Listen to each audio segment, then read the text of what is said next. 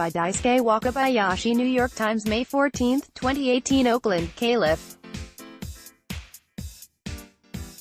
The staging ground for one of the biggest regulatory fights facing the technology industry is tucked into an alley next to a wine and cheese shop 30 miles from Silicon Valley.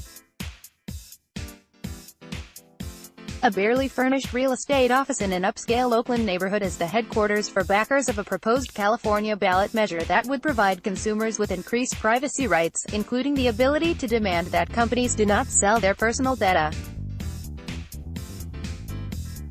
If the California Consumer Privacy Act of 2018 passes, advocates say, it will be one of the most meaningful checks in the United States on the growing power of Internet behemoths.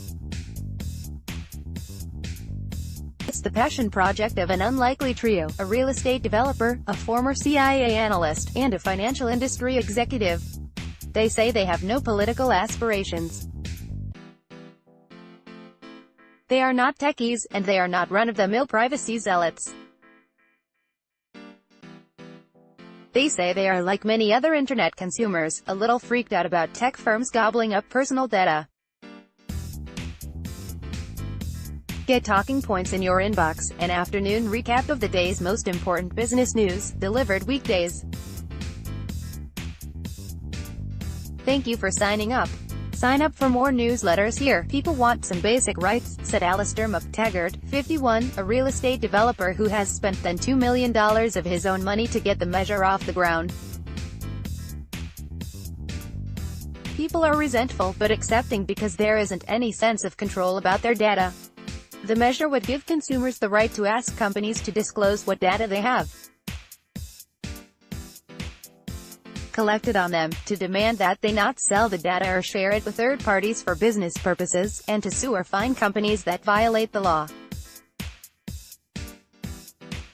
Google, Facebook, major telecommunications companies, and California's Chamber of Commerce have come out against the initiative, saying it is flawed and a threat to the economic model supporting the Internet. They have created an organization to fight it, the Committee to Protect California Jobs. Political consultants have told the initiative's backers they should prepare for the opposition to spend $100 million. Steve Maviglio, a spokesman for the opposition, declined to put a number on spending but acknowledged a lot is at stake. "It's California," he said. "It's expensive." The initiative has not yet been certified by state officials for the November election, but it is expected to appear on the ballot. Backers said they have submitted more than 600,000 signatures, eclipsing the 366,000 required. McTaggart said he became concerned about data privacy when he asked a Google engineer at a cocktail party if he should be worried about all the information companies were collecting about users. The engineer's response surprised him. McTaggart was right to be worried. McTaggart said he reached out to Rick Arney, a finance industry executive who had worked in the California Senate as a legislative analyst 20 years ago.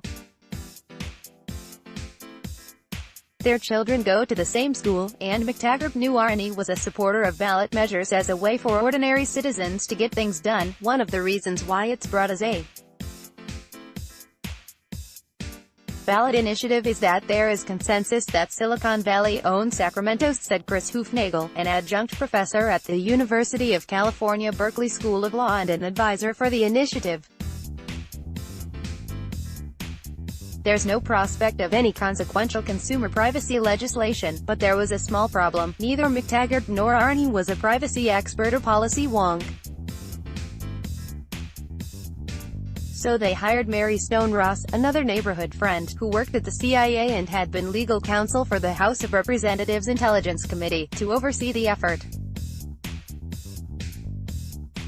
They spent months talking to technologists, academics and lawyers. They conducted polls and focus groups to understand what people wanted. After considering various options, they decided against taking a hardline approach.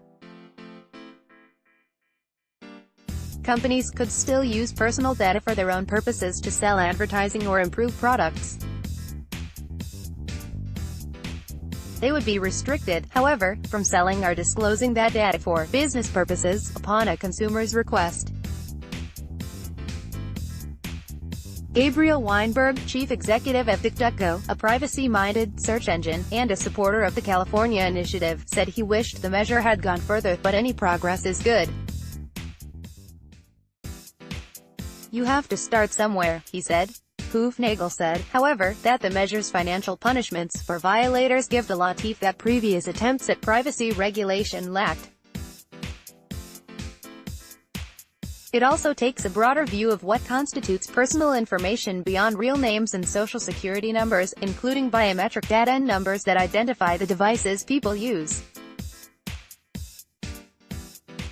Opponents of the measure say that those broad definitions of personal data are excessive and that companies can adopt their own privacy rules faster and more effectively. "Something that takes such a sledgehammer approach to regulating data is extraordinarily concerning," said Robert Callahan, a vice president of state government affairs at the Internet Association, an industry trade group.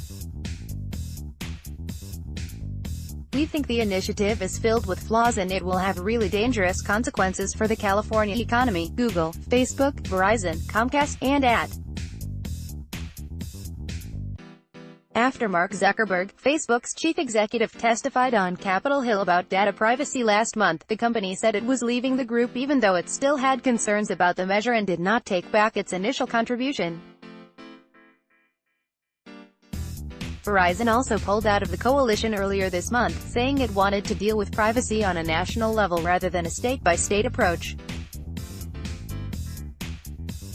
The initiative's backers said they were raising money for their campaign using a crowdfunding approach to get their message out and raise awareness of the measure. They are advertising on, where else? Facebook.